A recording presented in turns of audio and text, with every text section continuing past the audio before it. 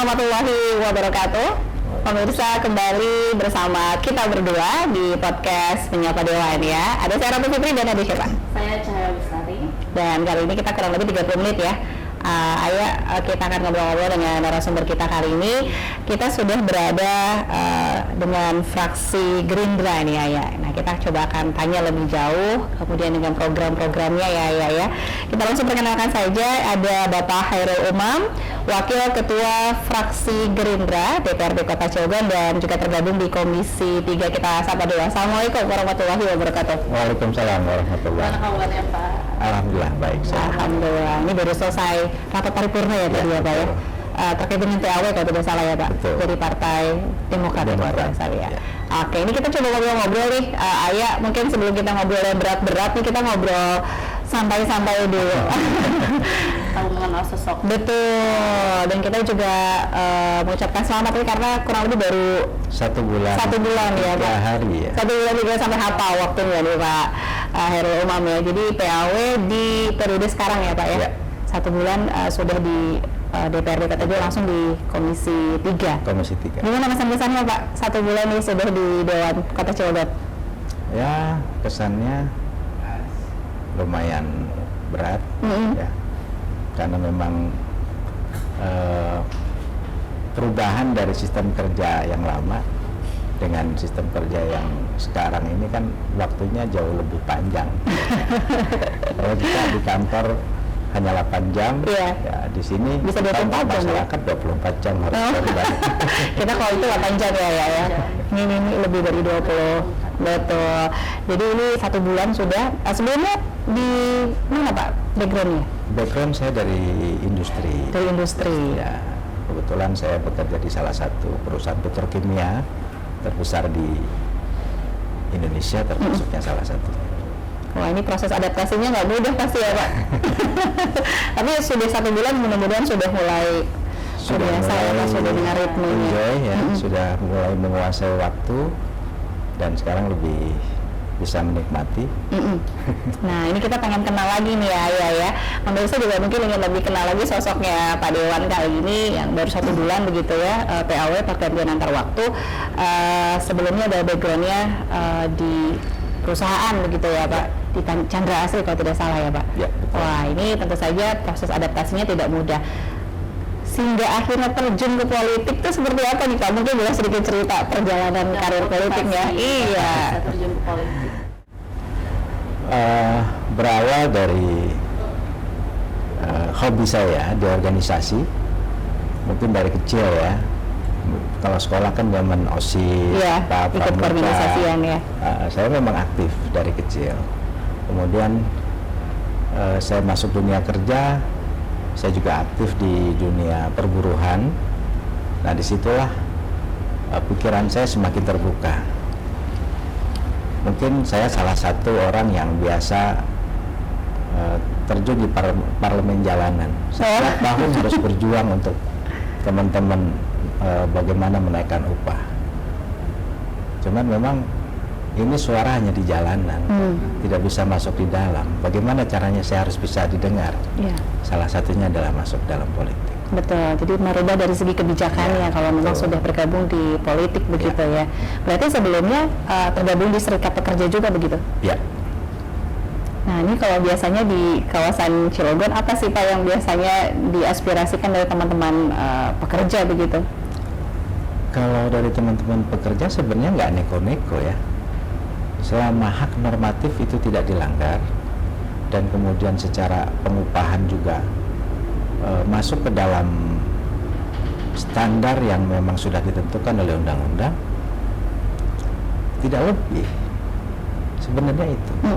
Ini masih banyak yang di luar dari standar UMK begitu? Artinya gini, ada beberapa poin yang mungkin tidak dilibatkan di dalam kenaikan upah tersebut. Nah, sehingga harusnya persentase itu secara logikanya sekian persen, tapi dapatnya sekian persen. Tidak sesuai ya Pak ya? Jadi ya kita punya hak untuk berjuang itu. Ya urusan nanti hasilnya seperti apa, yang penting kita berjuang dulu kan. Nah, ini berangkat dari situ ya Pak ya, menyuarakan teman-teman, suara teman-teman, kemudian dibawa ke legislatif gitu ya, di eksekutif juga sebagai mitra kerjanya begitu ya. Betul. Apalagi ini di Komisi 3 berhubungan juga dengan pendapatan. Berarti berapa tahun nih Pak bergerak di perusahaan perjalanannya? Basic saya di dunia industri itu 26 tahun. 26 tahun. Wah. Berarti dari sebelum masih single sampai menikah begitu ya Pak ya. 26 tahun. Perjalanan di organisasi lebih dari 10 tahun. Kemudian akhirnya jatuh cinta ke politik ya Pak ya. Ya, organisasi bagian politik praktis Mau kecil tidak mau ya. pasti juga. Dan edukasinya ada di sana semua. Iya. Jadi sudah tertanam pada saat ikut organisasi, kemudian juga di pada saat kuliah di mahasiswa ikut juga aktivis juga seperti Saya apa? selalu aktif Selalu di aktif. berbagai organisasi. Jadi bekalnya gitu ya. Nah, jadi untuk masyarakat juga atau yang lagi nonton saat ini di Info Banten ini juga penting ya Pak, Bagus. tumbuh di keorganisasian, kemudian menyuarakan. Nah ini bukannya apatis di politik ya, tapi ya itu tadi ya punya keunggulan, kelebihannya tadi bisa menyampaikan tadi langsung dengan kebijakan-kebijakan tadi. Betul. Nah, kalau Pak Dewan sendiri setelah akhirnya duduk di parlemen begitu di Kota Cilegon, apa yang ingin diangkat begitu? Apa yang ingin dirubah, terutama mungkin hak-hak para pekerja tadi ya? Ya. Hak-hak selain tadi UMK dan lain sebagainya. Apalagi sih Pak yang paling disuarakan? Mungkin banyak juga perwakilan teman-teman perempuan begitu. Ya. Kalau mindset saya hari ini, buruh ini kan selalu dalam posisi yang tidak beruntung, ya, dengan pengupahan yang distandarkan. Ya. Saya memotivasi rekan-rekan, bahkan mungkin adik-adik, bahkan selevel anak saya pun, untuk bisa wirausaha. Ketika kita bisa wirausaha, buruh akan bergaining dengan manajemen perusahaan. Kita menciptakan bagaimana nilai buruh itu menjadi tinggi. Ada negosiasi di Saat situ ini ya. buruh mencari pekerjaan sulit. Kalau kita bisa merubah pola itu, perusahaan yang mencari buruh sulit. Dibalik ya. Ya, disitulah nilai akan menjadi berubah. Dan saya bukan hanya sebatas berencana atau bicara, tetapi dari ini secara personal ya, saya mendidik beberapa rekan-rekan, teman-teman dari berbagai hobi yang mereka suka. Alhamdulillah mereka sudah bisa hidup dengan hobinya Ya. dan bisa Hobi menghidupi menghasilkan keluarga. gitu ya. Hasilkan. Ya, karena saya pribadi dari tahun 2008 sampai 2015 saya praktisi refleksi dan totok saraf, sekaligus hipnoterapi. Iya. Waduh, kelebihannya banyak. Saya banyak belajar, saya haus ilmu. Iya. Karena saya punya prinsip, ilmu itu pasti akan berguna. Sekalipun bukan hanya buat kita, tapi bisa berguna untuk orang lain. Yang pasti akan bermanfaat. Iya. Dan itu terbukti dari teman-teman yang saya didik, mereka sudah bisa hidup dengan ilmu yang pernah saya sharingkan. Ya alhamdulillah, mudah-mudahan itu menjadi jariah saya. Iya, betul. Jadi jangan sampai terpuas diri, belajar itu nggak mesti formal. Betul. Nah ini otomatis kan mindset kita istilahnya setelah lulus maunya kerja di pabrik. Ya. Nah tapi kan di kawasan industri Cilegon ini lebih pada kepada modal ya Pak ya. Betul. Bagaimana tadi keahliannya itu banyaknya digunakan adalah mesin-mesin. Betul. Nah apalagi Provinsi Banten ini ternyata urutan pertama, prestasi yang bukan membanggakan sebenarnya ya, urutan pertama tenaga kerjanya yang tinggi. Nah ini harapannya apa sih Pak? Tadi kan bagaimana membuka lapangan usaha sendiri dengan UMKM. Otomatis kan harus ada kebijakan dari pemerintah ya Pak ya. Betul. Apa sih Pak mungkin yang bisa disarankan begitu ke eksekutifnya? Ya. Sekarang kan dari eksekutif juga banyak program-program yang memang sudah disiapkan ya untuk UMKM. Banyak pelatihan-pelatihan juga yang diberikan, dan kebetulan saya hari ini sebagai wakil ketua Pansus UMKM yang memang menyiapkan payung hukum untuk teman-teman yang bergerak di usaha kecil menengah mikro ya. Nah ini penting karena kalau kita berpikir bekerja, rezeki kita ditakar. Iya. Tapi kalau bulannya kita udah pasti usaha, begitu ya. tidak tertakar, tak terhingga. Nah, mindset itu yang saya tanamkan. Bahkan ke anak saya sendiri pun, nggak usah kamu cari pekerjaan, kamu usaha. Awalnya menolak, Iya. merasa bapaknya punya posisi, banyak koneksi, Bisa kali Pak gitu. bisa kali Pak gitu. Saya tidak mau seperti itu. Iya. Saya tidak mau.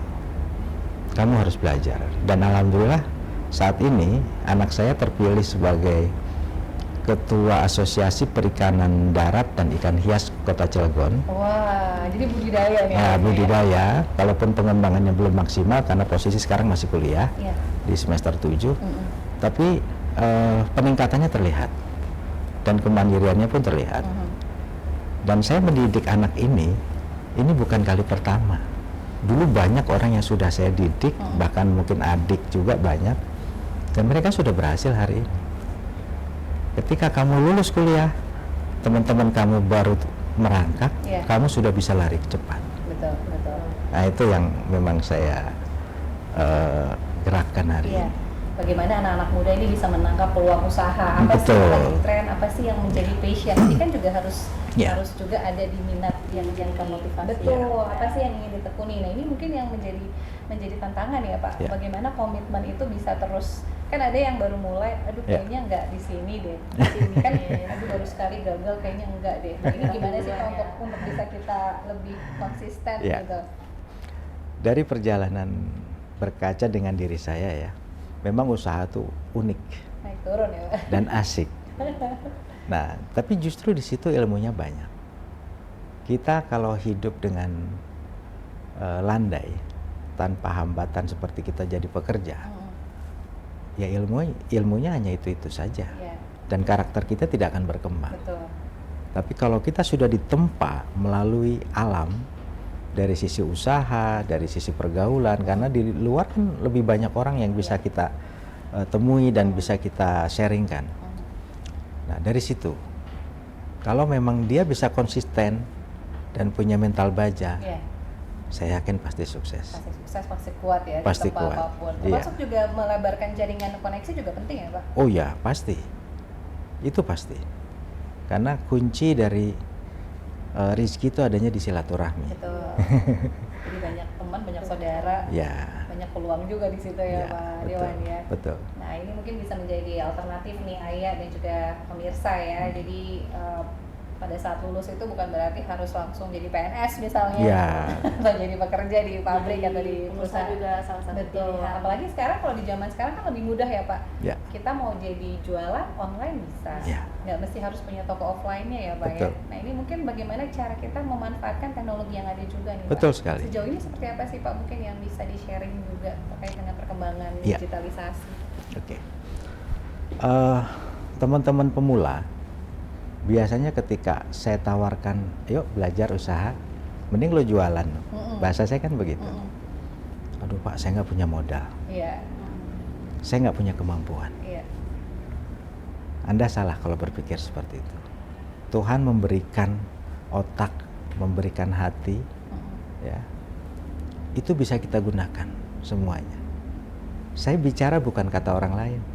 Saya dulu usaha pun saya tidak punya modal. Dari nol ya Pak ya? Ya, tapi kita mencoba mempunyai hati yang bersih supaya kita juga bisa mendapatkan kepercayaan. Dari kepercayaan itulah berawal. Dan itu terjadi di teman-teman yang memang satu frekuensi dan saya arahkan mereka mau mengikuti tanpa modal awalnya. PD yang Iya, pertama ya Pak? Tuhan memberikan rezeki itu banyak jalannya. Mungkin kita hari ini nggak punya uang, nggak punya modal. Yang penting kita punya niat dulu. Akhirnya berjalan. Apalagi dengan metode sekarang banyak online ya, bisa dengan Banyak marketplace. marketplace yang lewat medsos kan. Jauh lebih terbuka Memudahkan peluangnya. ya. Kita nggak punya toko di rumah pun juga bisa kirim-kirim barang. Iya. Apalagi sekarang kerja sambil di rumah. benar, bisa juga reseller ya. Mas Iya. barangnya nggak mesti di kita ya, ya. Iya, bisa. kita nggak perlu harus punya barang hari ini. Tinggal bekerja sama dengan pihak-pihak yang memang mereka punya barang kan. Mudah-mudahan ini bisa menjadi solusi penyerapan tenaga kerjanya juga berkurang ya Pak. Pasti.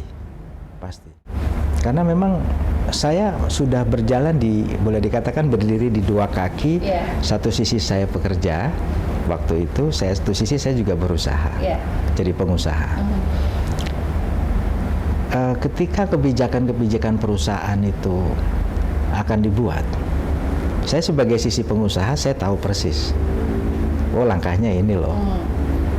Karena bukan katanya, saya pelaku usaha gitu. Tetapi saya juga harus memperjuangkan hak anggota, hak teman-teman pekerja, karena di situ saya ada kepercayaan sebagai ketua kan gitu. Sebagai ketua serikat pekerja. Nah, tentunya satu kolaborasi pengalaman perjalanan hidup saya baik di usaha ataupun di perburuhan. Nah, ini yang memang saya gunakan bagaimana supaya hak buruh tidak dilanggar, tetapi dari pihak perusahaan pun nyaman dalam menjalankan bisnisnya. Karena mau tidak mau, kenyamanan investasi itu sangat diperlukan. Nah, kalau kita buruh ini selalu berontak minta ini minta itu, kabur, sementara budget perusahaan juga terbatas, bagaimana dia mempertahankan sisi bisnisnya supaya tetap eksis dan memberikan kesejahteraan terhadap karyawannya. Nah, ini yang harus dimengerti. Win-win solution ya, Pak. Nah, memang kalau yang murni karyawan, maaf ya, bukan saya ini, kurang terjangkau arah pemahamannya, karena dia tidak mendalami itu. Tapi kalau kita pernah menjadi pengusaha, kemudian kita berada di sisi pekerja, semua terbaca. Nah, itu kira-kira. Jadi kita juga sebagai pekerja harus bisa melihat dan ini, karena kan dari beberapa pengalaman di daerah lain banyak yang akhirnya pindah ke daerah yang tadi low budget, UMK-nya masih kecil. Nah, ini bahayanya situ ya. Yang ada nanti takut pindah, justru yang dirugikan adalah kembali ke buruhnya, banyak pemutusan hubungan kerja. Itu yang tidak diharapkan ya, Pak. Ya, dan ini sudah terjadi kan. Di wilayah Banten ada beberapa. Betul. Jangan sampai nanti merambat ke daerah-daerah lain ya, mudah-mudahan tetap konsisten tadi. Nah, ini tentunya banyak harapan juga nih Ayah ya, setelah Pak Dewan duduk di Komisi 3 ya Pak ya. Apalagi ini di pendapatan ya. Mudah-mudahan dari sektor pendapatan pun juga bisa lebih tinggi. Harapannya seperti apa nih Pak? Mungkin yang perlu digenjot begitu. Memang di Komisi 3 saya belum terlalu mendalami secara detail karena saya baru 1 bulan 3 hari. Banyak hal yang harus saya pelajari ya. Tapi setidaknya kalau harapan pasti punya. Betul. Ya kan. Insya Allah kami dari kedewanan yang memang tugas salah satunya adalah menciptakan peraturan daerah ya, dan controlling juga eksekutif ya. Ini kan banyak yang memang bisa kita gali dari perusahaan-perusahaan yang ada atau unit-unit UMKM. Betul. Nah, berkaitan dengan UMKM tadi, kalau memang itu bisa dibentuk dan mereka bisa hidup, sebenarnya potensi pendapatan daerah pun akan menambah. Betul. Karena banyak produk yang akan masuk ke wilayah kita dan tentunya berkaitan dengan pajak. Nah, itu salah satu poin yang bisa kita ambil. Betul. Itu dari level terkecil ya. Betul. Kalau untuk kelas perusahaan-perusahaan besar kan sudah jelas pagunya. Bisa dihitung dari berapa jumlah produksi, pemakaian material ya.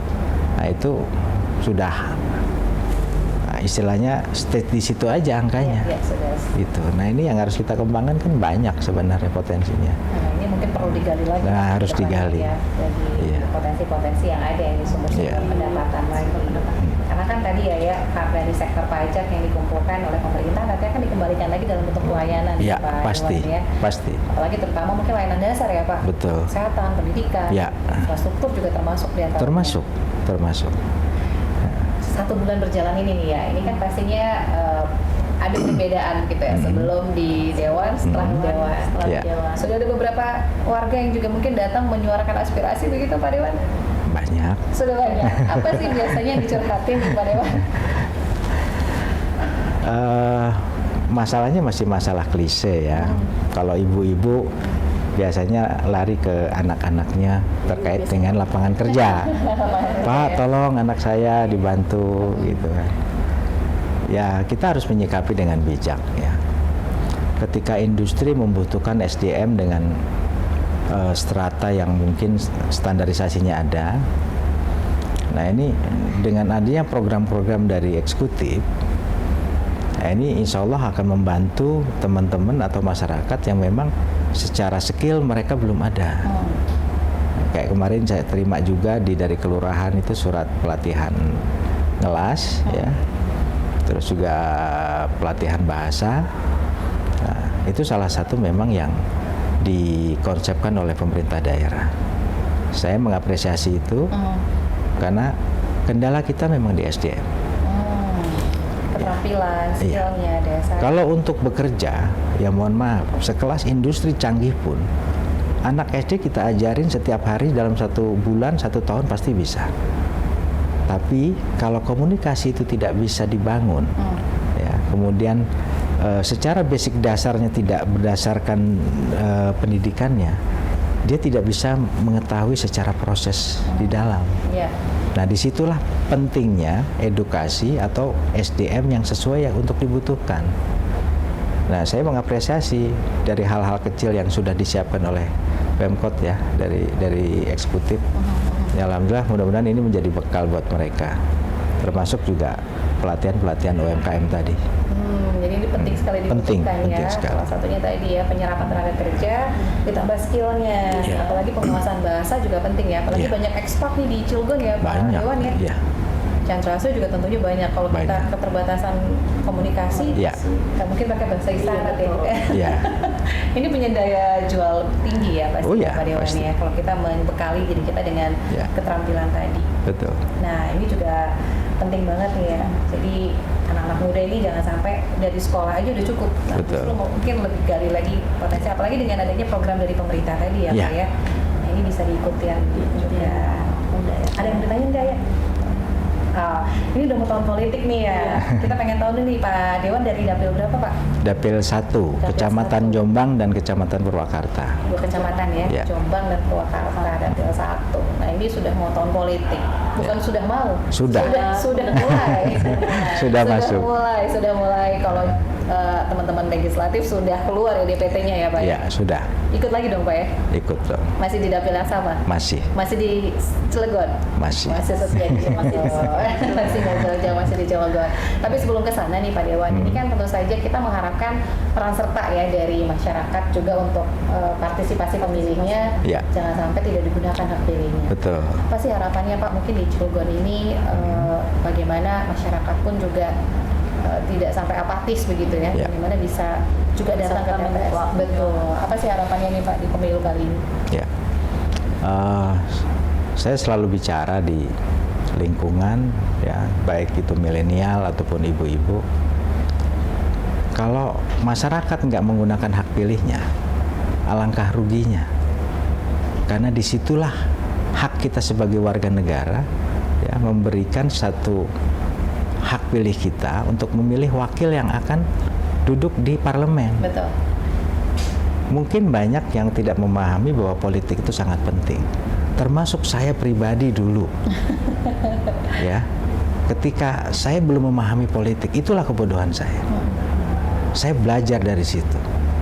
Karena politik ini sangat-sangat penting. Semua kebutuhan hidup, semua kehidupan yang ada di masyarakat, itu adalah hasil kerja politik. Sementara kalau kita tidak menggunakan hak itu, sayang sekali, ya, sayang sekali. Makanya saya mengajak untuk semua bisa menggunakan hak pilihnya. 5 menit paling, ya, Pak, ya, kita di TPS, tapi ini penting sekali untuk 5 tahun ke depan. Nah, ini harapannya untuk bisa menggunakan hak pilihnya sesuai dengan pilihannya. Kemudian apa masukan nih, kan banyak perbedaan pasti ada, ya. Tetangga sebelah bisa beda gitu misalnya. Bagaimana sih, Pak, untuk masyarakat bisa menyikapi perbedaan tadi dengan tidak menyulut konflik begitu? Ya. Ini uniknya di politik, ya. Pemahaman setiap masyarakat itu berbeda-beda. Ada yang memang dia melek politik, ada yang hanya berdasarkan, oh ini keluarga saya, oh saya diajak ini. Nah, ini banyak clash-clash yang terjadi. Tapi saya selalu menyuarakan, gunakan hak pilih Anda sesuai dengan hati nurani. Saya tidak pernah memaksa. Itu aja.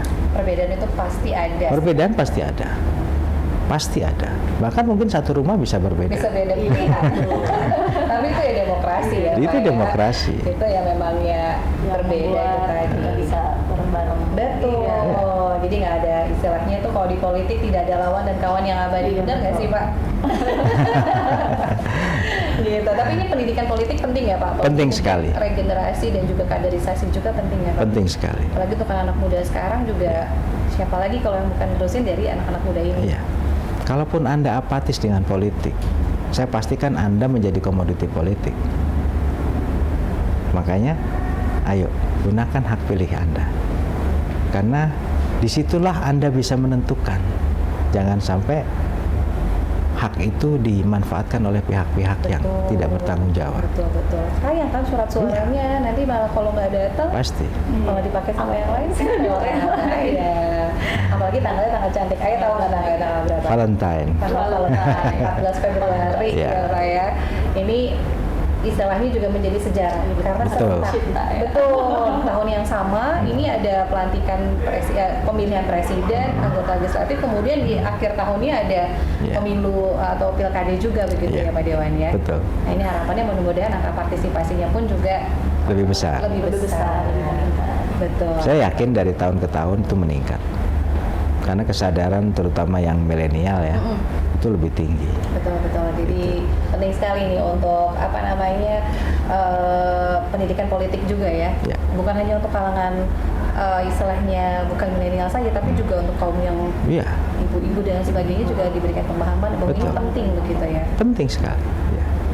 Ya itu harus diedukasi, diberikan pengertian. Karena keterbatasan ya ibu-ibu yang di kampung ya, mungkin kalau di kota pegangannya pasti gadget ya, kalau di kampung belum tentu. Betul. Nah itu yang harus diajak bicara supaya paham. Betul, termasuk juga pemilih-pemilih baru nih Pak ya. Datanya di beberapa, ini pun data pemilih barunya pun cukup banyak, ini juga potensial. Di mana suara-suara tadi itu tidak sampai hilang begitu ya Pak. Karena kalau satu suara penting ya Pak ya? Sangat 1 juta nggak ada satu suara nggak jadi 1 juta. Betul, sangat penting sekali. Dan saya selalu menghargai satu suara setiap personal yang memberikan kepada saya. Nah itu tadi, penting banget satu suara itu. Jadi jangan beranggapan mau satu doang apa-apa kali gitu ya. Tapi justru satu suara itu menentukan sekali. Oke. Waduh Ayah, ini kayaknya udah nggak terasa nih 30 menit. Tapi terakhir pasti ada pesan yang ingin disampaikan ya, terutama apalagi tadi sudah ada niat baik di 2024 kembali maju ya Pak di Kota Cilegon. Apa yang mungkin ingin disampaikan nih untuk masyarakat Kota Cilegon? Harapan apa agar Kota Cilegon lebih maju dan lain sebagainya? Silakan Dewan. Terima kasih atas kesempatan yang diberikan kepada saya. Saya menghimbau kepada semua masyarakat Kota Cilegon. Tahun 2024 ini adalah tahun politik di mana kita sebagai warga negara mempunyai hak dipilih dan untuk memilih. Untuk yang memilih, gunakan haknya sebaik mungkin. Ya, Anda bisa memilih siapa yang akan Anda angkat, akan Anda wakilkan untuk duduk di parlemen. Buat generasi Gen Z ya bahasa sekarang ya, anak-anak muda milenial ya. Sebagai pemilih pemula, ikuti hati nurani Anda. Jadilah idealisme remaja yang idealis yang mempunyai pandangan politik. Karena bagaimanapun setiap warga negara, setiap manusia yang hidup akan menjadi komoditi politik. Dan jangan pernah takut untuk masuk ke politik karena politik adalah hak setiap warga negara. Itu saja, terima kasih. Baik, terima kasih sekali lagi Bapak Hairul Umam, Wakil Ketua dari fraksi Gerindra ya Pak ya, dan juga tergabung di Komisi 3 nih Ayah di DPRD Kota Cilegon. Tadi yang sudah disampaikan mudah-mudahan bisa menginspirasi ya Pak Dewan ya.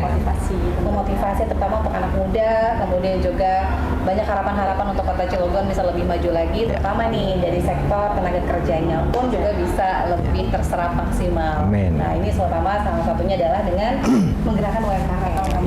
Betul. Baik, terima kasih banyak Bapak, sehat selalu. Mudah-mudahan nanti kita bisa ngobrol-ngobrol lagi dengan tema yang berbeda ya. Baik, dan pemirsa podcast Menyapa Dewan, kita sudah di akhir acara. Jangan lupa nanti bisa di komen apa lagi ya? Di klik subscribe, like, dan share ke teman-teman. Nah, share terus ke teman-teman. Kemudian jangan lupa di subscribe juga untuk channelnya Pak. Info Banten. Info Banten. Oke, kalau gitu kita sudah di penghujung acara. Kita berdua mewakili kru yang bertugas. Mohon maaf jika ada kesalahan kata. Akhirnya saya Ratu Fitri. Saya Cahaya Bestari. Mengucapkan terima kasih. Sampai jumpa. Wassalamualaikum warahmatullahi wabarakatuh. Terima kasih Bapak. Ya, terima kasih. Oh.